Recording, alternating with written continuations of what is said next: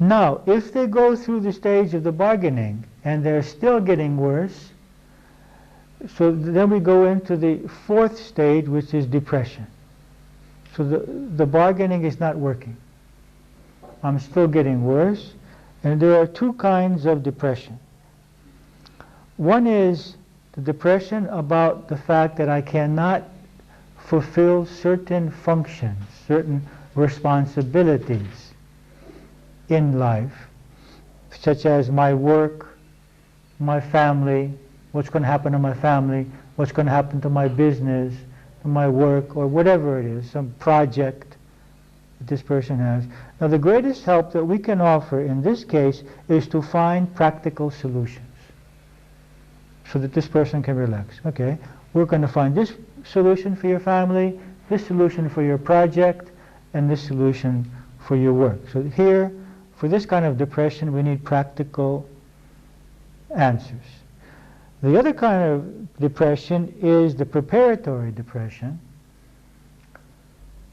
in which depression that I am going to leave all of this.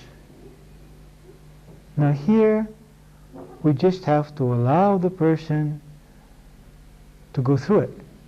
We can't say to him, no, you're not going to lose all this. We could say, yes, you're going to lose this, but you're going to gain something much greater, if we believe that. But we can't deny the fact that he's going to lose wife, children, husband, parents, friends, nature, his business, everything. Okay? Everything that he knows, that he's aware of, he's going to lose. And so we have to go through this depression. We can't deny it.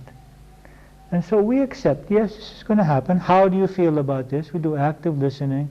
Let him express his feelings. Ask questions which help him to clarify what's going on in himself at this moment. And if possible, if the person is open, we can explain to them the philosophy of life that we have. What happens after death? What is the purpose of life? If we believe in reincarnation, if we believe that there is an evolutionary process going on, if we believe that life and death has some purpose, and try to help the person see what he can learn. Because obviously, what is the source of our suffering in life? Attachment. And what is happening to him now? He is having all of his attachments ripped out. Everything he's attached to is being torn away. And so this is the cause of suffering. This is the cause of suffering in life. We suffer when we don't get what we're attached to. It's very simple. So this is a very great opportunity in our spiritual growth process. And people go through this depression not only before they're going to die. Many people on a spiritual path, or before they begin a spiritual path, go through a depression not because they're going to lose everything, but because all of that seems meaningless to them. And this is a depression which often preludes starting a spiritual path, because suddenly my form of recreation doesn't mean anything to me. My type of activity with my friends doesn't mean anything to me. My job doesn't mean anything to me. All of these things which used to fulfill me seem meaningless. And this is a death, but it's a death of the ego. It's a death of the personality, which forces us to find another meaning in life. So this kind of depression, when I hear someone come to me and say these things, I find nothing which satisfies me, I am very happy. Because I know that this person is going through a personality death, which will eventually allow that person to connect with a higher level, a higher motivation in life. You see, so it doesn't bother me. And I think that this is very good, because now you can connect with something else. You've been connected until now with what you have been programmed to connect with.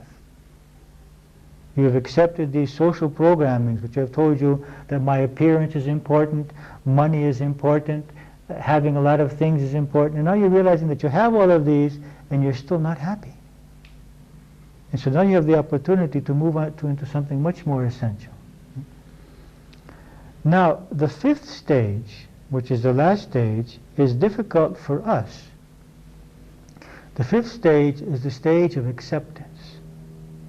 Whereas now the person has accepted this, has gone through the depression, and often they are very tired at this time also, and very much focused on other realities. It's at this point often where they get the visitations from the beings of light or relatives.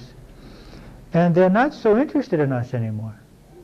And so if we've gotten into the role of the goody-goody or the savior, and every time we go they just sort of sleep or look out the window, and are not very interested in what we have to say, and they don't really want to talk very much, now we have the problem.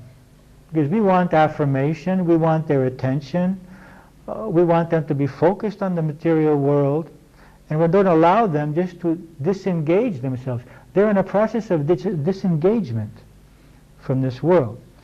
So the best way here is, first of all, in such a case, they usually prefer people that are not close relatives.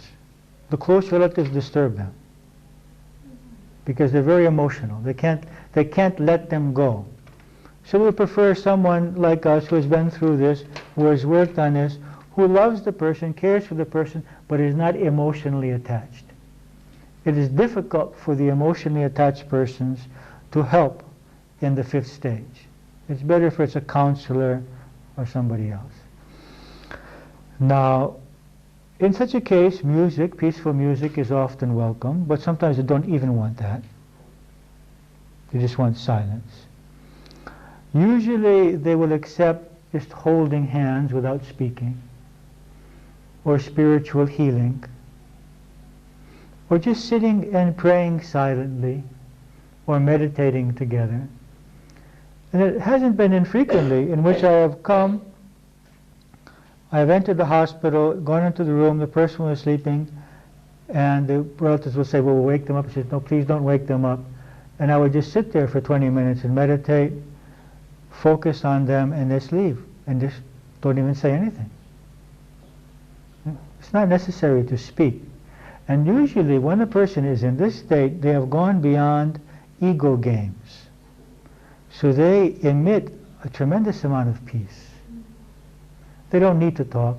They don't need to keep a conversation so that we will feel okay as personalities, so that we're not sitting there silently. And this acceptance just generates a feeling of peace in the room. And we can connect with it and add to that, rather than trying to wake the person up, get them to talk, make them focus on the material world.